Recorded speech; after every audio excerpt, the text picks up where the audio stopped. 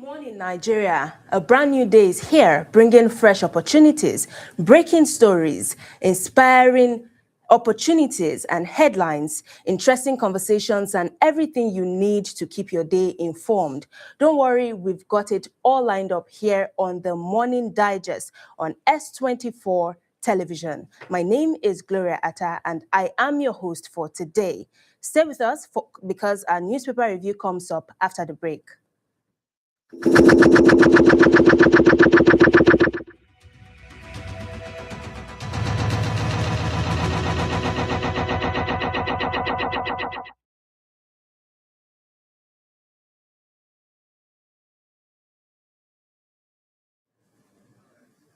Welcome back from that break. If you're just joining us, this is the Morning Digest on S24 television, where we have insightful conversations. And I will not be doing this alone today. I have my guest, Abubakar Turaki. How are you doing today? Good morning by this time. And good morning. Friday. I hope you had a blissful night's rest. Thank you so much, and it's a pleasure to have you here once again. Same here. It's a pleasure to have you here. So let's quickly dive into today's biggest stories. And we are going to be starting with the Daily Trust newspaper. The front page says, ICPC chair submits interim report to Tinubu on Phantom Council. Let me just hear your thoughts on that. Yes. Development, and I have to commend the effort by the chairman of ICPC, Dr. Musa, and also the effort made by the federal government in trying to at least sanitize corruption in the public sector. You know, the Presidential Promotion Investment Council that had that fake DG scandal was uncovered. The President of the Federal Republic of Nigeria gave ICPC an ultimatum of 30 days to go and do a thorough investigation and come back. So yesterday, I think that was the deadline, and the ICPC did a wonderful report. And when they came back with the report to the President, they briefed the President on what is currently going on. Based on what they said, like the presidency was not the people that was not responsible for the appointment of Adeyemi as the fake DG of that agency. And Adeyemi just found his ways, and he was able to at least anoint himself as the DG of that Presidential Promotion Investment Council, which is very, very obvious to this country that some of our institutions are not even working. And this is the government that sometimes may likely go and appoint somebody that has already died for a very long period of time. Yes. But no matter what, at least we have to recommend the effort of the federal government and also the effort made by the ICPC. It's a welcome development, and I believe there will be a moment when the corruption will no longer stay in any part of this country's institution. It's a welcome development. Wow. So if these allegations are followed, what are some of the legal and administrative actions that we should be expecting? Yeah, Dr. Musa even gave a recommendation yesterday that at all costs they should find a way of prosecuting Adeyemi without having any delay.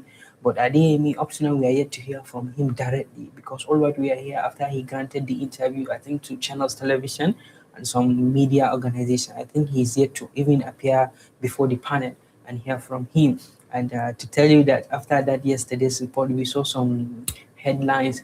They are even exonerating those that are currently serving with the government, which is not supposed to be like that. Yes. For as long as you are being accused of having a kind of like compromising with the system, at least I think you should resign and face the full consequences of what you have done. And Adeyemi, that man is very, very smart. I'm not trying to justify him. Yes. Based on the report submitted by ICPC to the president yesterday, after that fictitious agency that he went ahead and established, he went ahead and also established another one. And we even saw a report that this thing has been happening since when Muhammadu Buhari was in power. Everything is possible in this country. Yes, you said that yesterday. Of our conversation we have. Yes. You know that recently I just saw something. ISWAP, they're having a faction within them.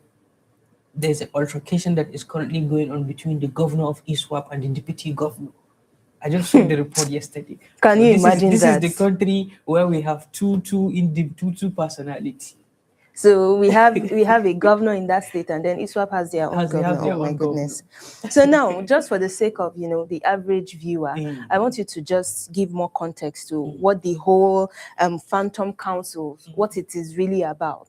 It is all about corruption and systemic failure.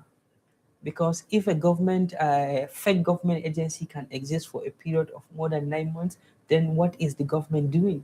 That the government is just to at least analyze and realize that is what is currently going on. So now Yeah. if I have audacity, somebody that have audacity like a DME, he can go ahead and also establish something that it will take the government more than a year before they recognize it. And part of what EFCC, ICPC said, I was so happy because Nigerians were blindly thinking that some funds were disbursed to that fake agency. They made it clear that CBN did not give them any budget, but it was on the process, and they later found out. You see, if this country want to move forward and progress, I believe within a blink of an eye we can do that. But the problem that most of our politicians are currently having right away is that they don't really have the political will to fight something that is necessary. They are only fighting something that are not even very, very important. I'm not justifying his own level of corruption. Where are the administrative corruption that are currently going on? What is the government doing? Where is the political corruption that politicians are always doing day in, day out? Because it is due to some corruption cases that Nigerians are yet to find a better society up to this material moment as I'm speaking to you. So real quickly, what are some of the reforms and some of the things that we need to put in check? Because this issue is a big slap, not just on the government, but on us as Nigerians, that something of that magnitude has, with a lot of federal backing, could linger for such a long time. Yes, a long period of time. It's a big slap on us. And the international community is watching. Nigerians in the diaspora, they are watching us, and they are drawing lessons and drawing conclusions about who we are as a people. So what can we do, the federal government? Although, of course, we already know that some officials have been indicted one way or the other, but just generally, how can we ensure that issues like this do not even occur in the first place, or even when they are springing up, we can tackle it immediately? It has to be an individual mindset. Remember, we have two types of ambassador. We have career and non-career ambassador. Yes. What you are doing is the reflection of your country that you are showcasing outside. Yes. If, as an individual, you want to blackmail the picture of your country outside Nigeria, then you are doing harm to your country. Yeah. And you will never forget what you have done to your country, first. And secondly, we need to have special courts that will deal with corruption cases. And if that court is being established, they should try and follow that corruption cases within the period of at least 3 months. Yeah. At all cost. And secondly, if anybody is found guilty of laying down some corrupt financial acts, he should face the full punishment. And no matter what, he should be totally banned from participating into or holding any public office in this country. And even private, even though he has the right to at least establish a private, to work in the private sector, but at least you should buy an him, NGO, they should buy him from participating or operating any public office.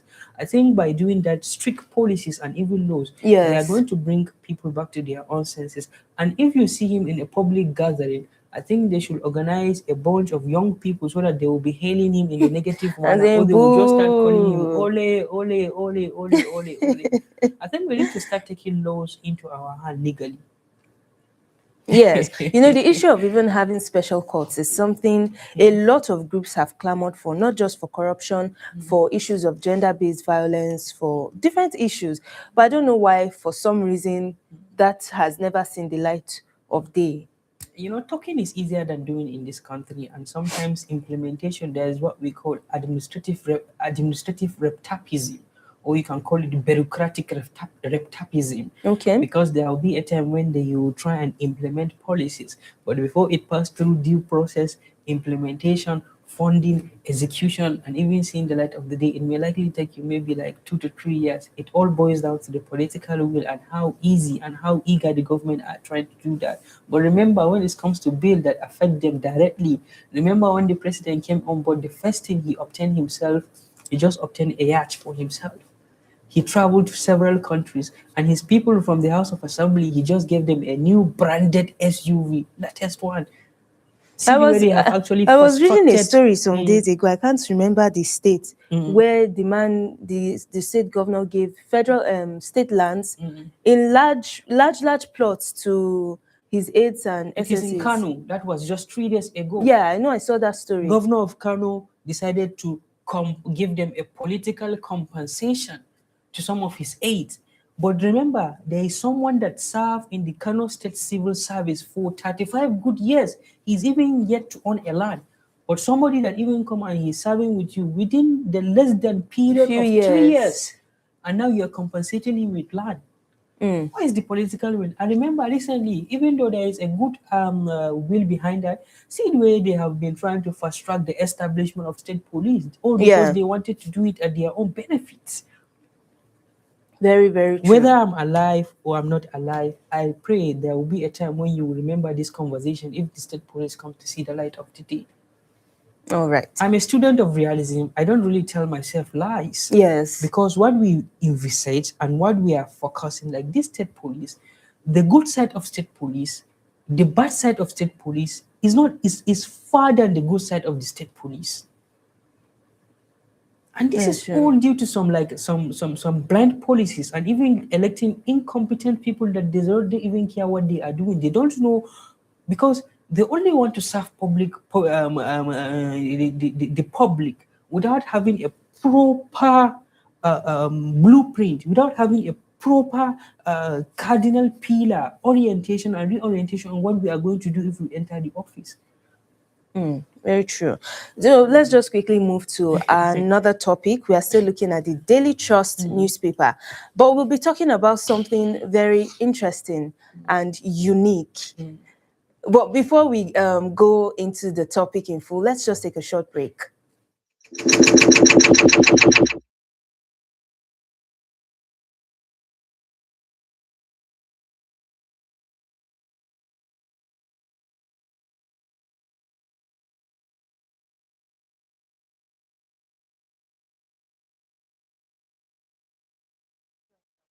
This is S24 Morning Digest, and I've been having a very interesting conversation with my guest, Abubakar Turaki. Thank you for staying with us. Thank you so much. All right, so quickly be looking at our next newspaper. We'll still be looking at the Daily Trust newspaper rather, but the topic, like I was saying before the break, is an interesting topic. We'll be talking about the DSS docks retired officer for terrorism. And that's why I said it's interesting, because someone who is supposed to be actively involved in the fight against terrorism is now being called in for, for prosecution on a terrorism-related charge. So let me just hear your thoughts on that. Mr. Kolan is a disgrace to him, as someone that has a full and comprehensive understanding of Nigerian constitution and law. And recently, after he retired from DSS, we just found that he have been conniving with those people that are trying to agitate secession, because those IPOB is good. If you are agitating that you want to leave, you want to separate from this country, well, go to your own your members that are representing you at the federal and even at the state level. Talk to them, because there is what we call referendum. Go and conduct a referendum. Tell them that you want to leave Nigeria, because the issue of secession, the Igbos want to leave this country, have been lingering since time immemorial, since the moment of Sardauna, Abubakar Tafawa Balewa, and even Awolowo.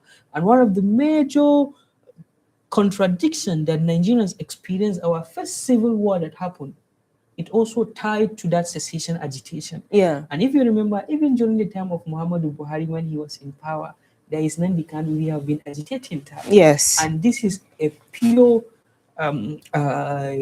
is an offense, is a national threat. And this is an offense that led to Nnamdi Kanu arrest. Now Nnamdi Kanu is in the custody for almost how many years there? Yes. And this Mr. Kolam, he served with the DSS. And after that, the court is actually charging him for aiding the people of Biafra by even reposting what they have been doing. And there are a lot of underground investigation that he is currently aiding them with some logistics on how to succeed in this country, which is a national threat and is a national embarrassment. But yesterday, after they went to the court and he pleaded not guilty, he was charged on the 3 counts and he just pleaded not guilty. So the justice, I can't remember the name of the judge, they asked that he should remain in Kuje Correctional Center pending to when they are going to at least bring enough evidence in order to prosecute him. But this is a shameful thing, and I'm so ashamed of what he did. And I pray, if you remember some of our analysis, we said that there have been a lot of people that have been compromising with those criminal elements in the society. Yeah. And this is a national threat, and I believe Nigerian government will not allow the likes of Mr. Kolam to continue doing what they are doing, because there will be a time when the country is battling with the problem of Boko Haram, insurgency, malnutrition, corruption, political imbroglio, political pandemonium, and now look at it, the problem of cessation. So this country, I think we need more strict and severe laws, that whenever you strike, the law is going to strike against you instantly. Yeah, Even though indeed. I did not study law, I find it difficult to understand why Nigerian law is always saying that a person is always guilty until he is proven innocent, which in some places until proven guilty. Yes. Which in some places, I think like China and even South Korea, a person is guilty until he is proven innocent. I think we need to have a total rejig and total overhaul of our constitutional reform, because when Britain came into Nigeria, that was in the early 1990s. I think that was our first contact with Britain. It was before 1914. We had that their own contact.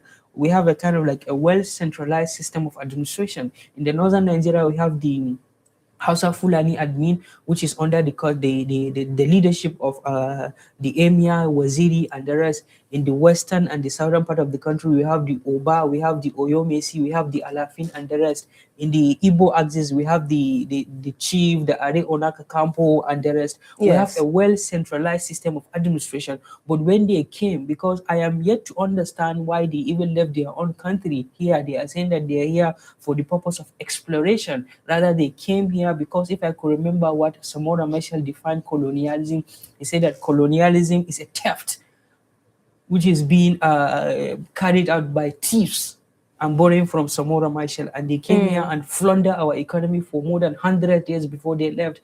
They came here and bastardized our own well-centralized system of administration. And after they left, they went ahead and gave us an inheritance. We inherited their own system of culture, system of understanding, system of speaking, if not just because of colonialism. Why would I be blowing English here? This early morning, right? This early morning. So we need to at least go back to our own constitution where there is lacuna, arrange it. Because for every person, if you really want to develop as a human being, you need to be hybrid. Yes, but unrelated though, I feel like the Nigerian people, I'm not supporting the British or the colonialism as it were, but we need to also grow from a point where we throw blames, because even now that we are now independent within the system, instead of tackling issues that affect us, we keep throwing blames. We see it even in places like offices, we see it in places like homes, we see it in every other place. We have now grown to become a society that throws blames. Something goes wrong, you do not do something well, instead of you to own up and say, this is the problem, and find a way to address it. The problem. Yes, you just say, no, it's Mr. A's fault, it's Mr. B's fault. And our government needs to actually do better. Maybe it just belongs to the school of thought of neorealist scholars. I think, if I could remember, I stand to be corrected, the likes of Andrew Gunda Frank, the likes of Paul Barron, and the likes of Walter Rodney. He even made an assertion in his book, How Europe Underdeveloped Africa. He said that, why will you continue to blame people after they left for almost 100 years? Where are we heading to them? What happened after they left? Are we still blaming colonialism for our backwardness? Remember, after the Berlin Conference of 1884 and 1885, what happened after the abolishment of slavery, after the collapse of the Nazi Party by Adolf Hitler and rest? Then what happened? Yeah. The treaty that happened, I think I cannot remember the treaty that happened when most of the country were liberated. Then after Yes. 100 years, you are still blaming colonialism for your own backwardness. Definitely something is wrong with you. And up to this material time, even though do you know that America too was also colonized? Yes, of course. Even within Africa, we have countries that are now doing well. And a very good Fantastically great. example is Look at Rwanda. Rwanda. Look at Ethiopia. Look Yes. at Rwanda under Paul Kagame. Look at Ethiopia under Abiy Ahmed, their own prime Yes. minister. Yes. Look at even Niger under Charlie, even though it is an undemocratic government that is Yes. operating in Niger Yes. because Yes. the military took over Niger. But they are doing fantastically great. Yes. Even look at countries like, I think, like Eritrea, they are also doing great. Now, if you really want to have the best aviation in Africa, I think you need to. I'm not trying to. Ethiopian Airlines. Yes. Ethiopian This is not an Airlines. advert. This is not an advert. So quickly, how can security agencies strengthen internal oversight? Because having a retired officer engaging in that magnitude of having that, Scandal yes, and that national scandal, having that threat. magnitude of involvement with groups that have already been identified As and terrorists. proscribed, yes, as terrorists by the Nigerian government. How can security agencies strengthen their internal operations to ensure that certain sensitive information they have and a lot of all that do not get out just because somebody is now retired or the person is no more in service? Real quickly. You know, like this country, we have almost over 250 recognized ethnic groups. Yes. I think we need to put nationality first before any ethnicity. Yes. And the security agencies have. Oh, do you know that what we are doing currently here, they are monitoring it? Of course. So we need to do everything possible, because if we want to at least catch the bull by the horn, you cannot just come and confront her like that. I think they need to put double their own intel, and if anything went wrong or goes wrong, before it becomes into public consumption, they should please try and at least harness the problem. I think they have what they call like rapid response team. Yes. They can be able to do that instantly without even allowing it to go into public consumption, because this one has a lot of followers. And those that are after that IPOP, they also have a lot of followers. We know when Nandi Kanu was doing that, he even had his own radio station. Yes. Whenever he wanted to Radio give command. Biafra. Remember what happened during NSAS? There are some allegations that they have been having a kind of like radio command, do this, do this, do this, do that. And he was even transmitting outside the country. Then maybe there's an external force. I think we need to rejig most of our own national policy, national interest, and foreign policy. Yeah, and because security our national architecture. security architecture is not something to play with. Yes, Even very, though very true. I believe the Office of the National Security Advisor, they are doing well, they are trying their best. The Chief of Army Staff and even the presidency, even the police, even in fact, even vigilante, they are also doing their own Yes. in terms of keeping this country forward. Because I was having a conversation with a friend who seems to feel like I think he thought that most of the security agencies are not doing well in this country. I just tap his shoulder. I say, Yeah. my friend, now if to say that police are going to go on strike for a single day in this country, do you know that we may not be able to sleep in our own room comfortably? Honestly. No matter how we see that our security agencies are not doing well, they are trying. Nigeria's police are one of the best police in the world in terms of endurance. Yes. Don't misquote me. Because you will Yes. see him with a rifle, standing for a very long period of time, agile, and he's still sharing happiness in his face. Like he wants to do it, but there is not enabling environment. Corruption Yes. have engulfed the entire security system. And Nigerian police will tell you, Oga, I never chop since morning. While you will see their counterpart in America, in Britain, riding around with belly, going Yes. around like trying to have a coffee every day, because they have addressed the problem of insecurity to the barest minimum. Yes, What they're very, very experiencing there is important. just what we call in Hausa they call them mbindiga daddy. One day someone will just come out in his house with his gun and will just start shooting. Tau, tau, tau, tau. This is what Yes. that developed countries are experiencing Yes, right now. yes, very, very true. Thank you so much for your thoughts on that. Very quickly, let's look at our last story on the Daily Trust, which is, I want us to quickly touch on it. Tinubu orders EFCC to vacate freeze on Oshun accounts. Oshun has been in the news over the For past days. few days now. And what are the implications of the president's President Tinubu's directive to lift the freeze on Osun State's accounts. Because yesterday you and I were dissecting issues, and we talked about even the EFCC as a body having what gives them the legal authority to issue such a directive in the first place. I think there's what we call in Hausa Kora Kunya da Hauka, like guilty conscience. Part of what Bayo Onanuga said yesterday, he said that the president was not even aware of what happened. And the president, I'm borrowing from his word, Yes. he's too skeptical for anything to happen in this country. Because no matter what any institution of government carry out in this country, Nigerians will translate that it is an order from the presidency. Yes. But what the president did yesterday have shown concern, and it has become obvious that he's our father, because he is the president of the Federal Republic of Nigeria, and the good people of Osun have been agitating, and even the governor have been agitating about what happened, and he went ahead and gave a directive. I believe now people will at least smile. Yeah. And this is to tell you like some level of competency and some level of understanding between the executive, judiciary, and even the legislature. And this is to tell you that the president wanted to strengthen Nigeria's democracy, and the call has been everywhere, and it was a good one. But we have to remember, Nigerians politicians are smart. Yes. Now the president may likely give this order, but he may likely go ahead allegedly and connive with the body that is responsible of carrying out election in this country, which is the INEC. So whatever Nigerians politician cannot do in this country, it does not exist. We have been calling for reform of who is appointing the chair of INEC. Yes. Now the president may allow Osun to go out and carry out, do whatever they want with their own funds. But when it comes to 15th of August, that was when Nigerians will differentiate between who is the president, and who is the governor.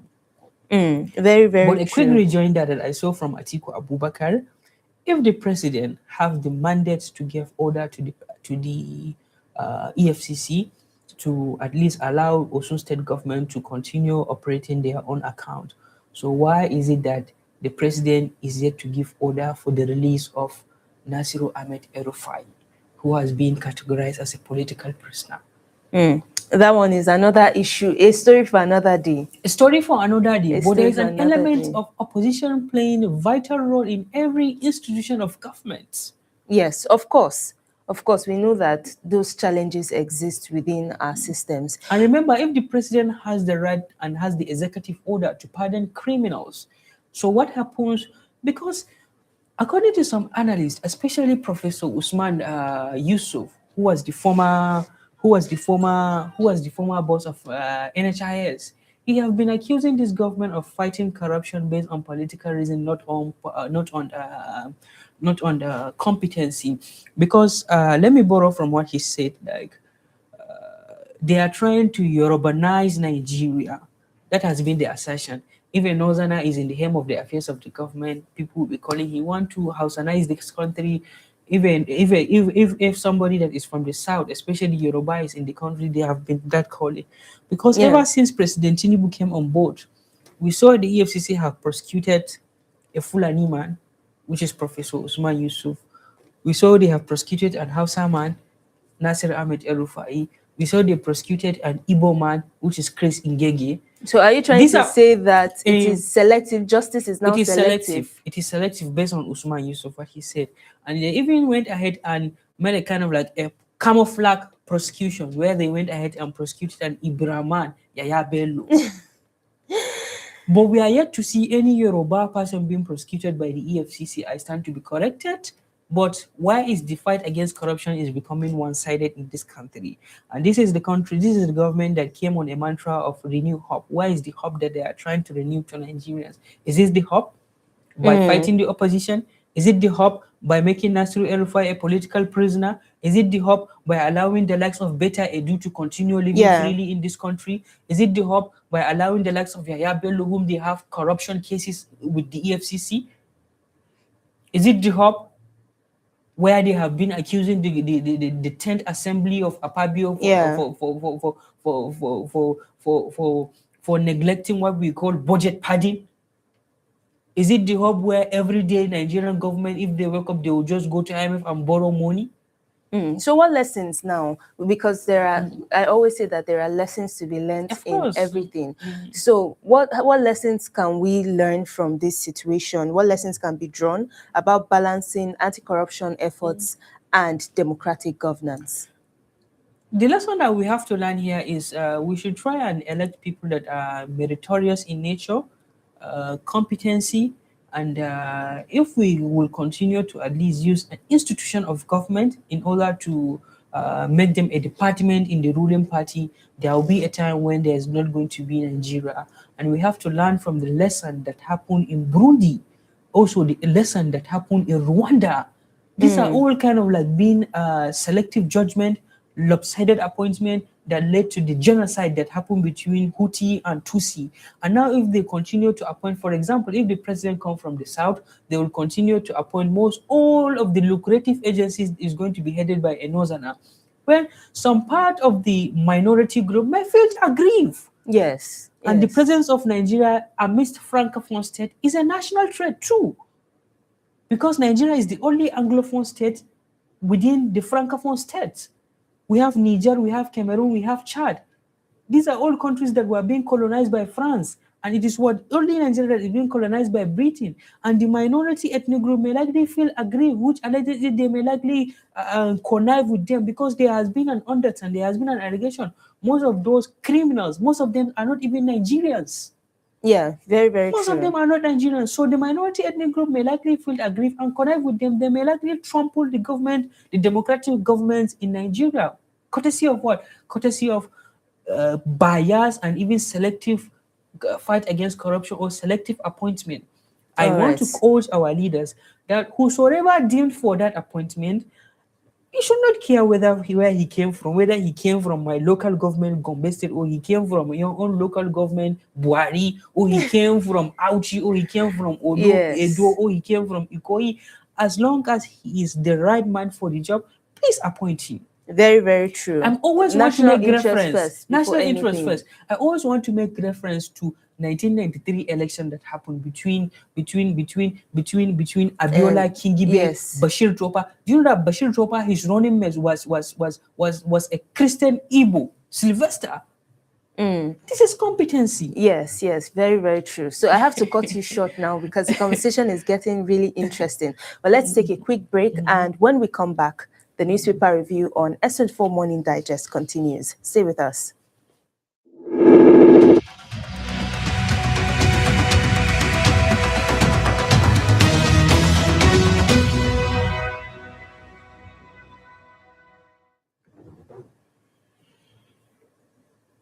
Thank you for staying with us. This is still S24 Morning Digest, happening live on S24 television. Thank you for staying with us and joining this conversation. And we've been having a very interesting conversation reviewing the Daily Trust newspaper. But I just quickly want to add a comment on what you had said earlier when we were talking about the retired officer that that was docked by yes. You know, you made a statement about if you want to divide or you want to leave the country, sending a referendum or something. You made a comment like that. So we have a comment here, just adding a quick legal context to the conversation that under Nigeria's 1999 constitution, that the country is described as one indivisible and insoluble sovereign state. And this means that the constitution does not currently provide a legal pathway for any part of Nigeria to simply vote itself out. So to vote itself out through a national referendum. Referendums mentioned within the constitutional frameworks that they relate mainly to specific administrative matters such as local government creation or boundary adjustments. So we just thought to clear the air on that as well. So now let's quickly move to our next newspaper because the conversation is very interesting here, but for want of time, let's look at what the Punch newspaper is saying. And our first story here says, health crisis, Lagos short of 40,000 doctors. Now, in the last few years, Nigeria has been experiencing a serious brain drain across all sectors. But unfortunately, the healthcare system, the healthcare sector seems to be hit hardest in this. Yeah, if state like Almighty Lagos can Yeah, complain about the problem of health crisis in this country, I think this is to tell you that there is a huge health crisis that is currently going on in this country, yeah, and it has to find a way of at least argumenting the problem and yeah, find a way that we can provide a long-lasting solution to our own healthcare system. Because if I can remember, we had a session with a medical doctor here where we all had that myopic perception about yeah, how the healthcare system is, and she was able to at least clear the air. And they stated that in Lagos, almost it has a population of over 1.5 million people. Over that, they have more than that population, and currently what they have, I think they only have kind of like 7,000 doctors, which they are in need of almost 40,000 doctors in order to at least augment the health crisis that is currently going on in this country. But you have to think twice and remember, like, why is it that the syndromes of Japa syndromes is always increasing day by day? Now, she made it clear that very day that people seems to think that maybe some medical doctors are not even human beings, because yeah, these are the people that went through studies. They will graduate, they will go to their own housemanship, they will do their own internship, they will do their own research, they will do their own this thing, like the bulk of comprehensive, like for you to have a kind of like a comprehensive knowledge before you become a medical doctor is a rigorous process. And most of their own counterpart, maybe in places like America, they are being paid well, they are being catered well. But now, every day after you finish that, you become a consultant, but what you are going to have is not that much. And at the tail end, it become the health system become very, very less attractive to many people, and people are just going there, they are just giving their own services just for the purpose of we don't have anything to do. And if state like Almighty Lagos can cry out about that, then who is state like, maybe with due respect, like Bauchi, to think that okay, we are now going to rub shoulder with with Lagos. But I saw what Governor Sanwo-Olu did. He was able to at least bring some certain things by providing some a lot of infrastructures that at least make the health system more attractive and more accommodative. I recently stumbled across one video that Katsina State Governor has been saying that, like, due to the level of how unpatriotic some of the medical practitioners are, they made it clear that they are looking for some medical doctors, and they made the portal open. It was up to that moment when I even saw the video, like the number of people that applied, it was very, very few. People are yes, always looking for somewhere they can go and at least get a kind of like a jumbo salary. People that can at least afford houses. It's not bad for you to afford a house, it's good, but at least it all boils down to our own politician. Like, they have to remember one of the primary responsibility of them is for them to cater the need for their people, and their people are now left behind. And the ratio to a patient to doctor is not something to write home about. Our medical doctors are always living out looking for greener pasture. And I even interviewed someone, he just told me that they are not after what they are going to get as their own payment. All what they are after is that they should try and at least make the enabling environment have the machine, because a medical doctor shared yes, to us that in the entire Abuja, in where she's working, there is what they call, is it CT scan or MRI or something like yes. that. They don't even have that thing. Yes, and that is the situation. A lot of times when people will tell you that in this country, one of the things you should pray for is just pray for good health, because you think everything is well until you're sick, until you need health care, you need urgent medical attention. A lot of times when you go to the hospital, most of these hospitals, it is true, they do not have some of these gadgets, some of these facilities.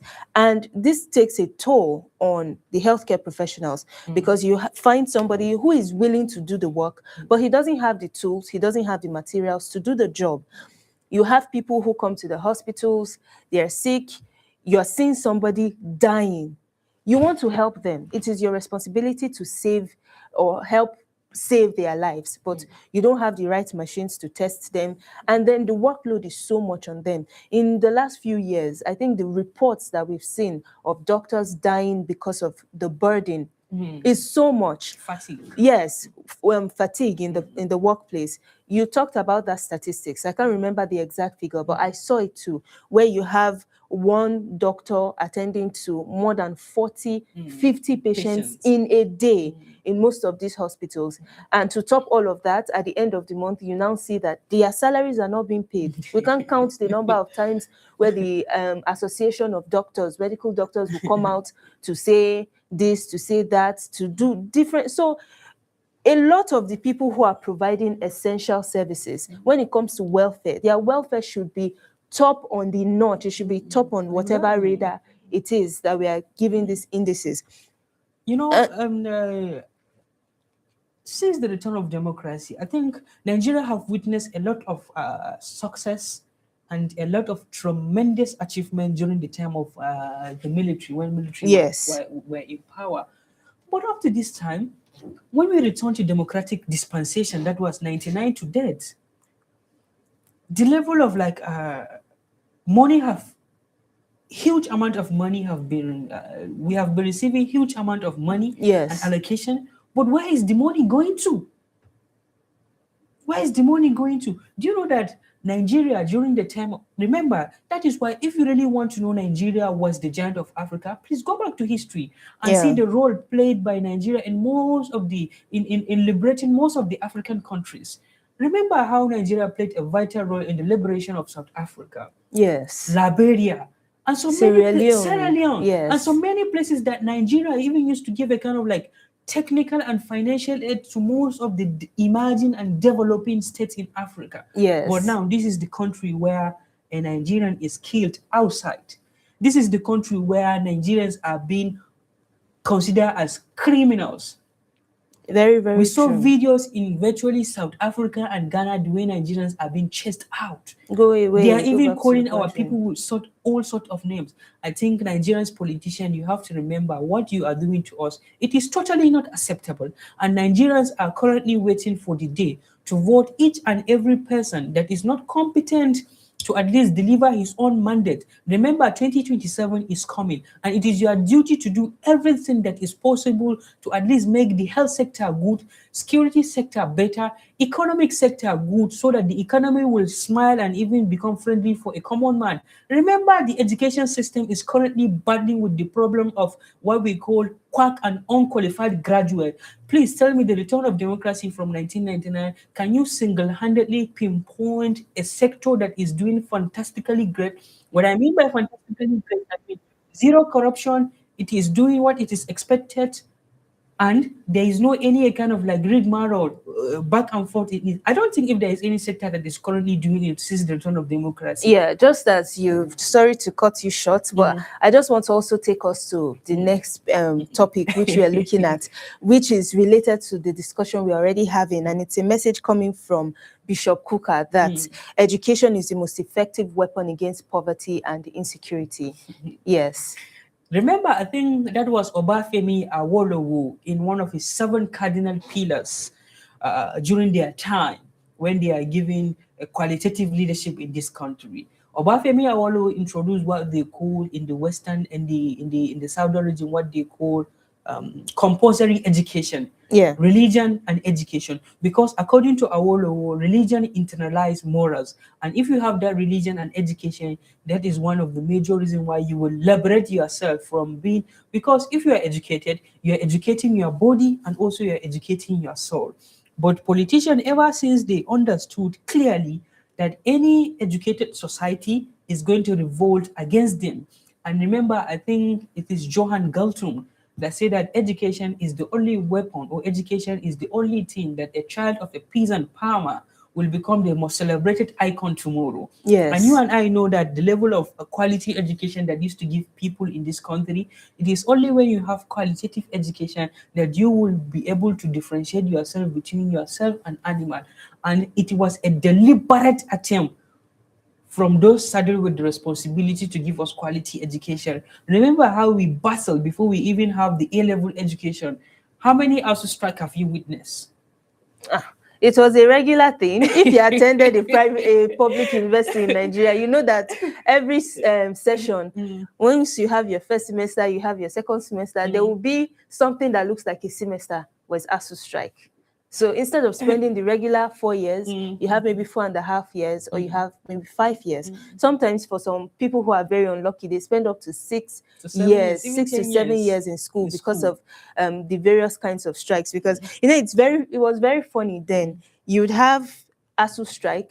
The moment you are finishing ASU strike, if you attended a state government university, the next month, the state chapter will do their own. So sometimes ASU, which is the federal chapter, might be having their own strike. And as soon as they finish, the state or the school, or sometimes it's the admin department that is having. So it is from one strike or the other. To another. Yes, one strike to another. And it was very, Bishop very Matthew crazy. Hassan Kuka is among the people that actually benefited from education. They know the benefit of Yes, education. a lot of those people. And just to draw you back to, I remember then we had a conversation with one of our lecturers, and when he was talking about schooling in Nigeria in the 90s and even the 1960s, 1970s, when those people tell you, they take you back to the experiences they had, it now makes you feel a lot of pain of how much we've been cheated right now. Of course, we have this been generation, cheated. we've been cheated out of a lot of things. And these people who enjoy these things, the burden is supposed to be on them to maintain that standard. The standard you enjoyed is what others coming after you are supposed to enjoy. So really quickly. And you know what? Most of people that attended kindergarten, O-level, and even A-level in the early 60s, 70s, and even 80s, even late 90s, they benefited from the education. They went to school virtually free. Yes. The government funded their education free. They go to school, they obtain the best and qualitative education, because an elementary graduate of then can speak good and better English than a university graduate of today. Yes, I quite agree. You know, most of the time when you see those videos circulating of Nigerians, I saw a Vox Pop someone did I think in the 1960s or 1970s. I think that was when Nigeria gained it was a republic or something. Yeah, 1963. Nigeria gained independence in 1963. And it became republic in 1963. Yes, the video I'm talking about was when Nigeria became a republic, and someone did a Vox Pop and interviewed Nigerians on the street. The kind of English language those people were speaking on the street, it's better than what some of us speak, even in very organized places. I think right they now. have cheated us. Yes. And you have cheated Nigerians, and Nigerians are still out there waiting for you, 2027. And I believe Nigerians will do everything possible to elect credible leaders, because if we continue to sleep and allow Nigerians politicians to do what they are doing, we are not advocating for a riot, or we are not advocating for protest. Yes. But if you know the power of your tongue, I think by 2027 or 2031, Nigerians may likely make a good and fantastic difference. There will be a time when people will just be trooping to go into school. Do you know that in some places, if I could remember, in like some places like Russia, I think there is a law that bans every Russian from going out to obtain a first degree. No matter what, you're going to do your own first degree in Russia, your BSc in Russia. And if I could remember, I think it's in Japan. I'm still contemplating in one of the countries. Let me use that word. In one of the countries, yes. Do you know that the average qualification in that country is PhD? The way we are having many secondarian in Nigeria, that is how they were having at least many PhD holders. Yes. Now tell me that society is going to be economically wise, technologically wise, politically wise, yes, health wise, AI driven wise. But I think I would just japa to that country. That's why they always say education liberates the mind. Education is the key to success. It also liberates the mind. Do you know an educated person having a 1 minute conversation with an educated mind, educated soul, and educated body is even more exciting than having a 1 minute handshake with an illiterate? Of course, of course. Because an illiterate person, the first thing if he come to you, he will not even have the education mindset to know that he's going to take good care of his own body hygiene. Yes. He will come to you, his mouth giving another different kind of. Although, So I think we will continue to advocate for at least free education in this country. I was so pained when I saw the federal government introduce the NEL fund, student NEL fund. It has a long-term implication. yes. Thank God we attended university that our family, our parents actually sponsor our own education system. But there is a kind of like Nigeria, we are sitting on a ticking time bomb, especially on our education system. Even nowadays, this slogan that is going, education is scam. Who told you education is scam? Well, it's because of what they are seeing. Now you see an average secondary school graduate or even someone who is still in school, and the emphasis is on making money. Everyone now wants to be a content creator because looking at the people, they'll tell you, if you say education is not a scam, why do we have so many graduates walking on the street? Do you know that some years back, I think some months back, I was going somewhere and then I took a bike. I called the bike. And when I was discussing with the guy, the way he was speaking to me, he was speaking so well. Eloquent. Yes, so eloquently. And when he dropped me off, he told me he's a graduate. That's nice. That he's a graduate. I was like, wow. I've met one too in Abuja here, along this Caro axis. He speaks very, very well. He's also a graduate. And it's so sad because not that I am downgrading the jobs that they currently do, but they had something better That of. mindset. Yeah, they wanted to be more, but this is where we found ourselves, and because they don't want to be Idle. idle, yes. Yeah. They're now And remember, doing if what I it is, can the even quote different things maybe they're like doing now. Quranically or even biblically, the first verse that was revealed to the Prophet Muhammad sallallahu alaihi wasallam, the instruction was Iqra. You should read, seek for knowledge, search for knowledge.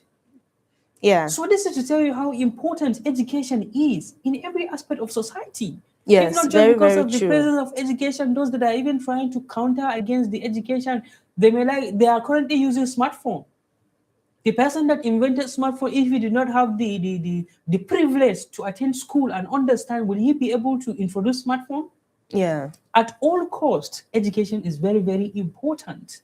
And no matter what, you can never do away without education in our society. One of the lacuna that we are currently experiencing is the total neglect in the education sector.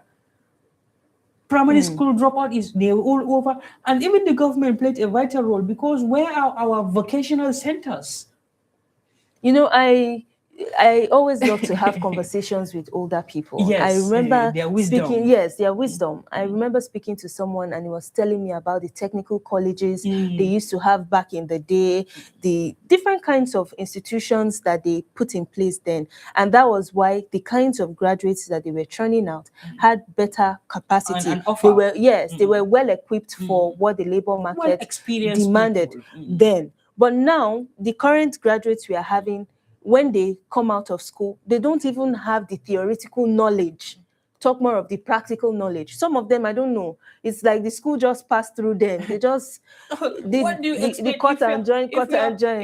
If you're having a Gen Z graduate, ChatGPT graduate, what do you expect?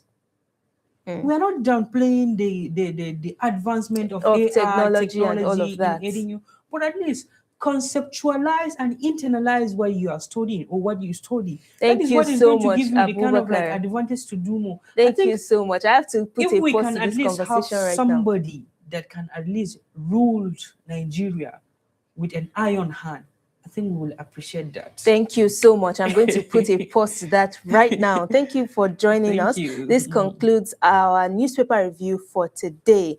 Coming up next, we will go to the streets of Abuja and hear from Nigerians. And coming up next, political arena, top trends, and the latest from the world of sports will be on standby for you. But until then, I will be signing out. Bye for now.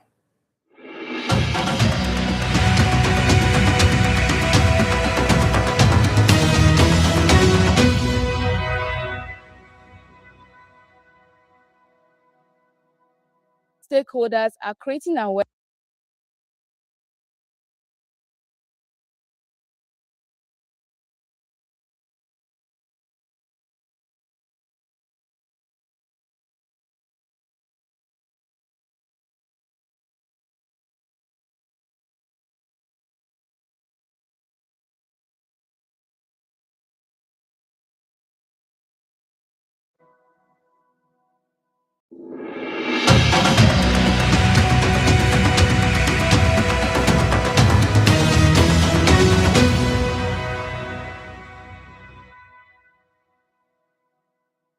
The Nyanyakaro Axis.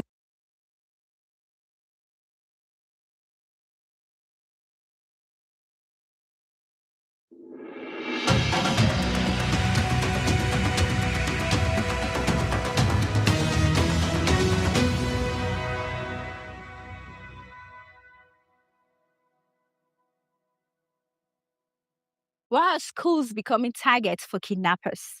It's a question many Nigerians continue to ask as parents live in fear every time their children leave for class. Education is meant to offer hope, yet for some families, the school gates have become a source of anxiety rather than reassurance. Instead of asking children what they learned in school, some parents are left wondering if their children will return home at all.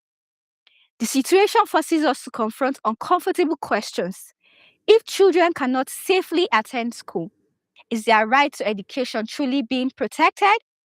The right to education is recognized globally as a basic human right. Yet repeated attacks on school continues to deny many children access to learning. Across parts of Nigeria, thousands of pupils have missed months and sometimes years of education. But should children stay at home because criminals threaten schools? The answer must be no. Taking children out of school will hand victory to those who seek to spread fear.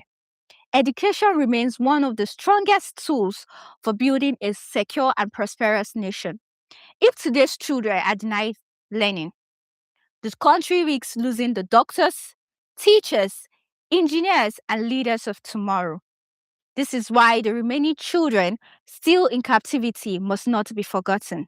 Their absence is a reminder that behind every statistics is a child with a dream, a family waiting, and a future hanging in the balance.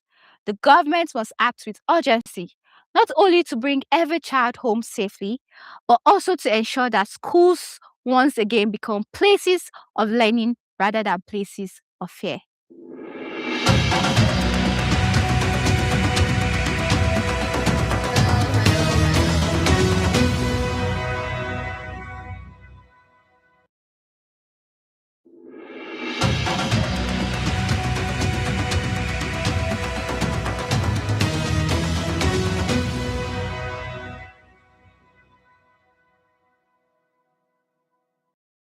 Welcome to Political Arena here on S24 Television. I am your host, Abubakar Turaki.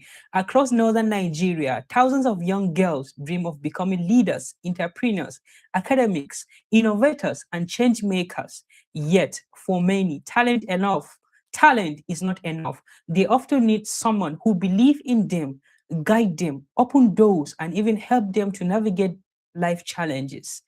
That is the power of mentorship. A good mentor can transform uncertainty into confidence, potential into achievement, and dreams into reality.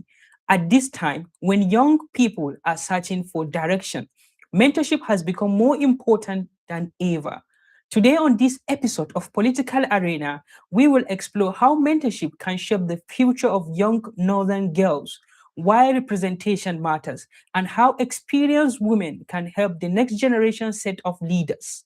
Joining me today is Asma'u Abubakar Shaibu, a storyteller, book lover, curator, designer, and alumni of University of Hull City, United Kingdom. She is passionate about creativity, learning, and inspiring young people to see possibilities beyond circumstances. Asma'u, welcome to Political Arena here on S24 Television. Thank you, Mohammed, for having me. Thank you for honoring our invitation. You're welcome. Asma'u, when the word All mentorship those old trailer that I don't think they will be. is being They should be on the said, road. From their what does responses, mentorship mean to one- you? You know, in the beginning, I did not know Stakeholders what are creating- mentorship They get meant. So when I first Some heard fail it, I you, had to some go fail- back to do my research. What's mentorship and who's a mentor? So I came to the realization that a mentor is someone who guides you. Mm. It's a hands-on experience, someone who has a hands-on experience of life, who has walked through a certain journey, and he or she guides you through. That is a mentor. Yes. So why do you think it's very important for young people in the northern part of the country to get a mentor? Judging from the uprising of social media Mm. and what we see happening now, mentorship would have been would have bridged the gap Mm. for Sorry.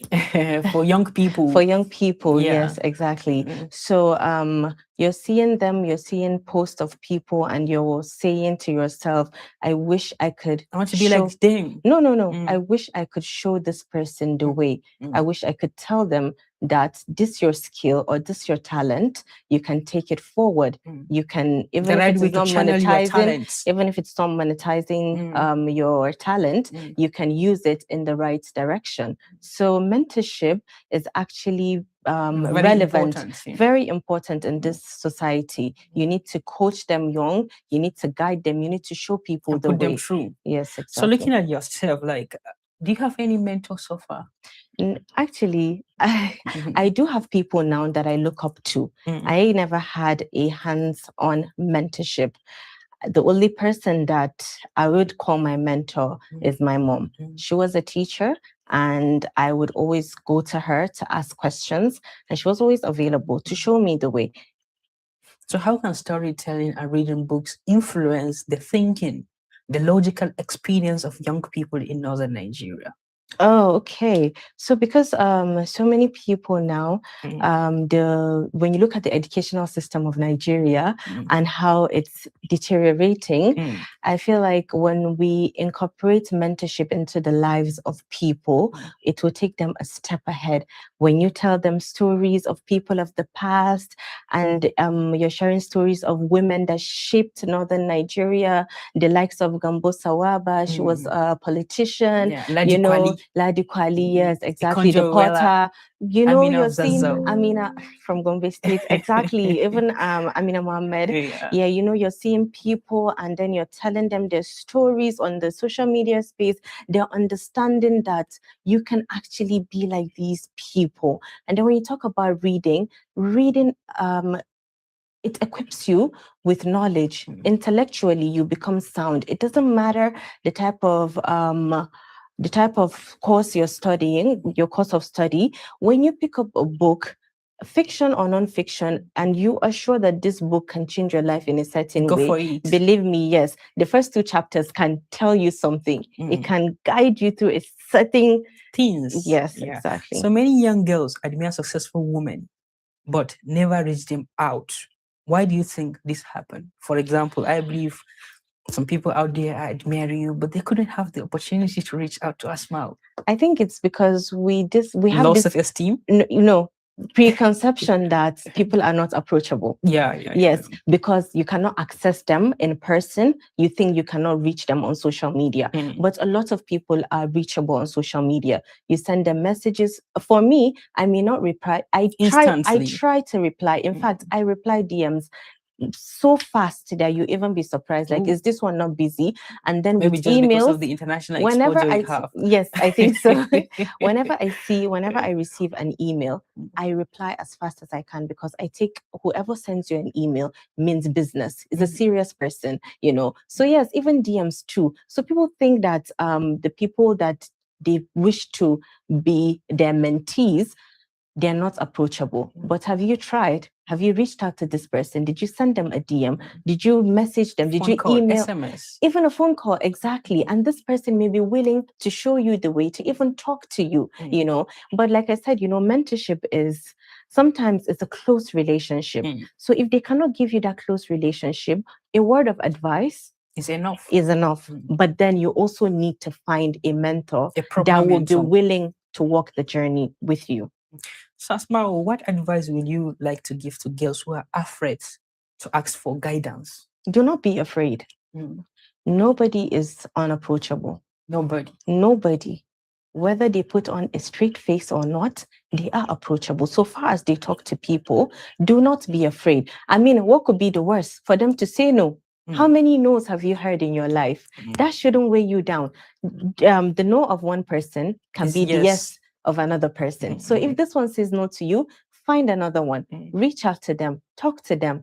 They may help. They may show you the way. They may guide you. We spoke about low self-esteem.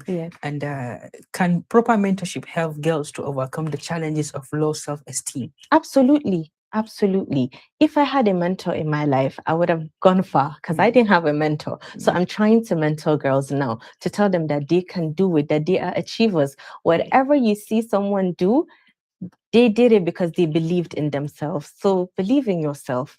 You can do it. So do not undermine your ability to reach a certain level. You can. That's the advice you have them. Yes. Nobody is unapproachable. Yes.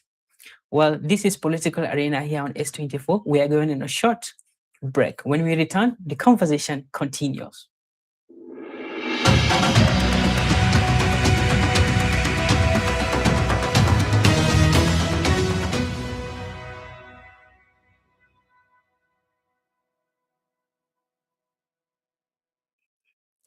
You are watching Political Arena here on S24 television.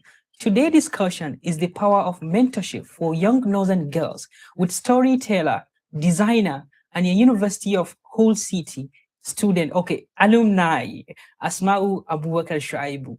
Thank you for staying with us. So Asma'u, how can successful northern women become more intentional about mentoring young girls? By creating workshops, seminars, talk to these girls, approach them. Some are afraid to reach out to you, just like you mentioned. Why don't you create a space where they feel safe to talk to you?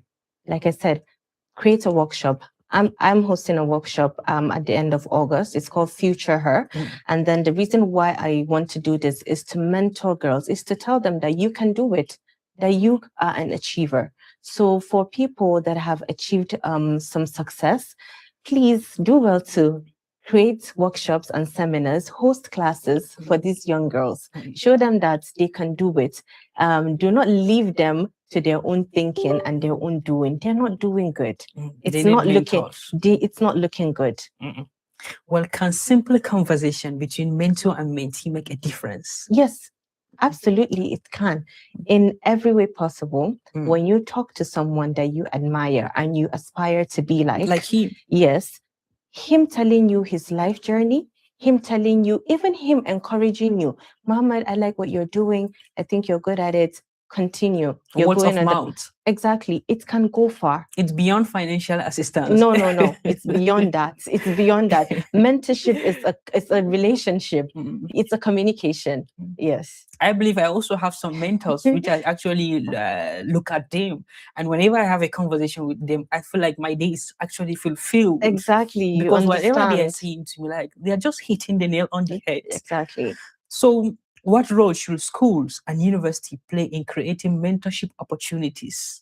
Incorporate mentorship classes, seminars, just like we have career days. I don't know if they still do it, but back in secondary school, we used to have career days, and you'd have people come in, doctors, lawyers, teachers, and they talk to you and they guide you. So like when you keep on with this culture, it's going to have people embedded in the mentoring community, and they have people that are approachable. They create time, maybe once a month, twice a month, to reach out to their mentees and to ask them, what's the progress that you've made?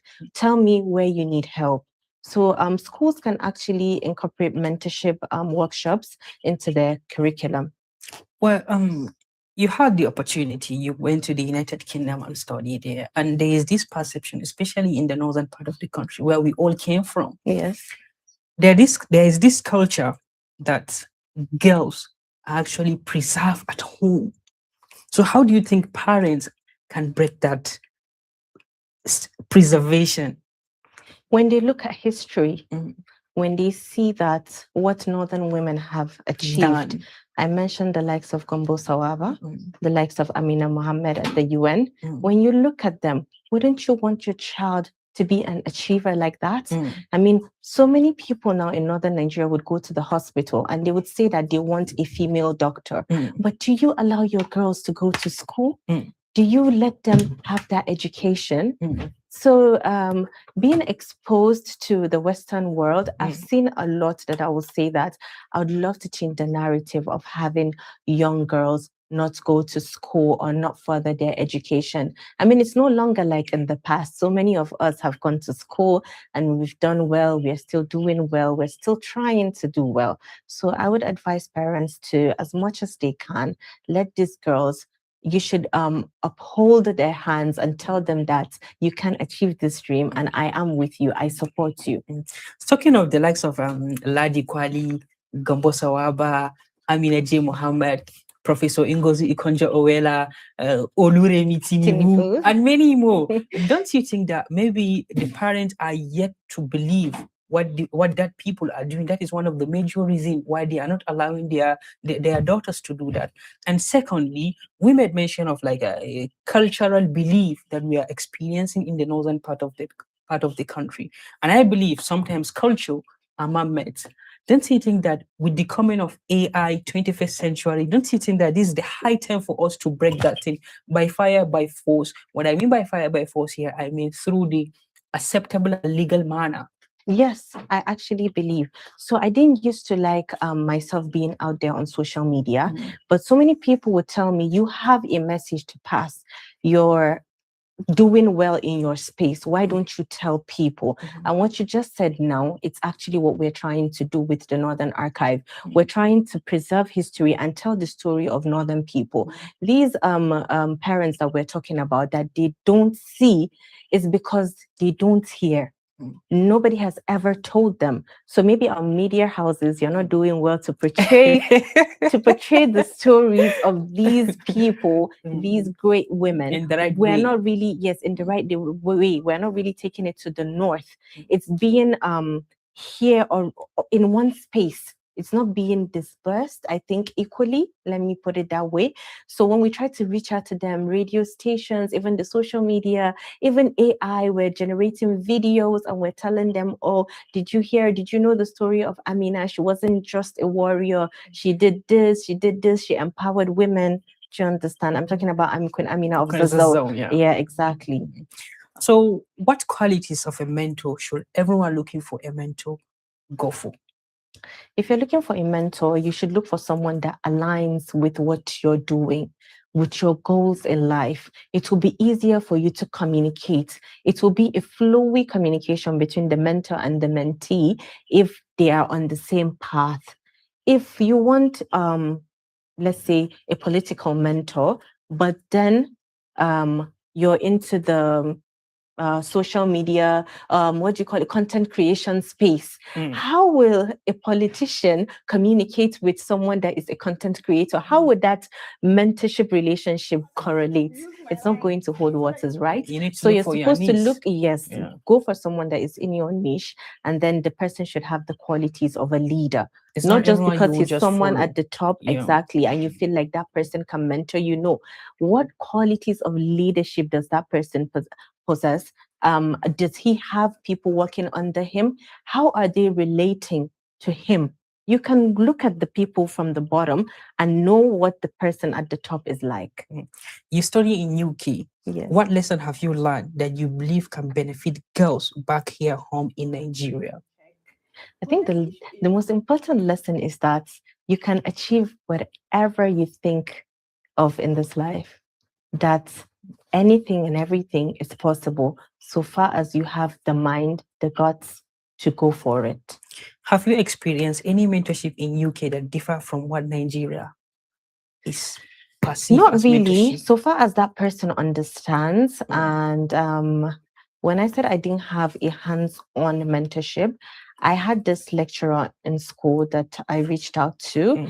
His name is Glenn Burgess, and I think I would consider that a little step to mentorship, even though we didn't extend that relationship because he was not in my niche. But when I needed guidance, when I needed help, because I was at the university, I would go to him and he was always there. He was always available, honoring my calls, my emails, always online with me, talking me through. He wasn't even my supervisor, but I did my project with him. I was doing my thesis and I would always tell him that I'm stuck. I don't know how to go forward. And he told me, oh, Asma, you know what? Calm down. You can do this.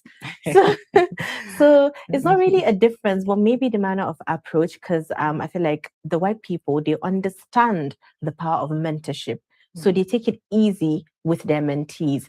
But I don't know how it is here in Nigeria. So that's why I'm trying to be a good mentor to others. So why choosing storytelling in order to pass your message, especially to young people in the northern Nigeria? What other way is there to pass a message? Well, you can write. Do people read? And this is the question we need to What- ask ourselves. Exactly. So how many people read? Few. But when you're on social media, you come across videos, you come across things. Reels. So why don't you incorporate Croquette, yeah. storytelling into that space?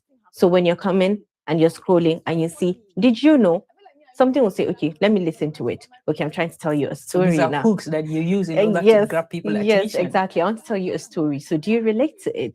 Do you understand what I'm saying? I'm trying to pass a message. I'm not telling you a story just to entertain you. It's not for Does entertainment. that idea came It's to- from you are staying in UK?